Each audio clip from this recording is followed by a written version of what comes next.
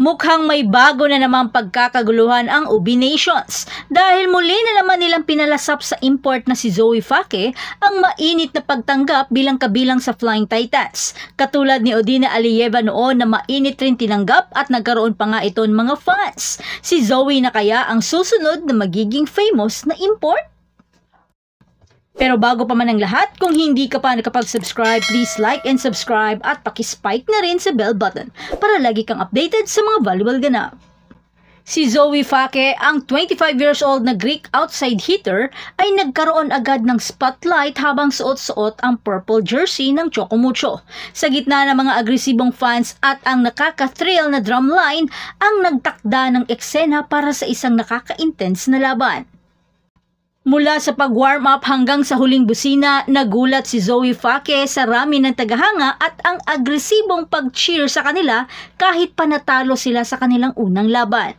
Bagamat hinarap ng Choco Mucho ang isang mahirap na pagkatalo laban sa Signal HD Spikers, nakapagtala si Zoe ng 13 points kasama ang mga espesyal na receptions at digs. Sa pagmumuni-muni naman ni Zoe sa laban, kinilala ni Zoe ang matibay na depensa ng HD Spikers na nagpapalakas sa kompetitibong antas ng laro sa conference. At nananatiling optimisko si Zoe sa potensyal ng Choco Mucho. Binibigyan din ng kanilang pagnanais at determinasyon na bumangon at makuha ang mga panalo sa mga susunod nilang laban. Habang handa ang Choco Mucho na harapin ang kanilang mga susunod na kalaban, determinado si Fake at ang Flying Titans na gawing hakbang patungo sa tagumpay ang kanilang mga naunang aral sa conference. At ang susunod naman na makakaharap ng Choco Mucho ay ang Akari bago kontrahin ang Zeus Coffee, Capital One at ang defending champion na Petrogas Angels sa Pool B. At yan ang lahat para sa ating update ngayon. Manatiling nakatutok para sa iba pang mga balita mula sa mundo ng Philippine Volleyball. Huwag kalimutan mag-like, mag-subscribe at i-spike ang notification bell para hindi ma-miss ang mga susunod na video. Hanggang sa muli, patuloy na mag-spike at mag-dig sa ating channel.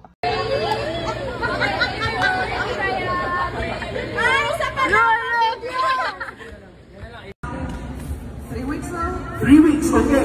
I have a very easy question for you.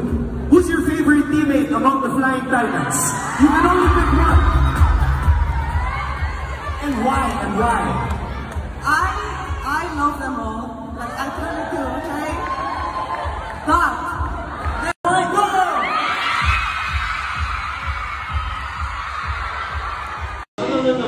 Na show.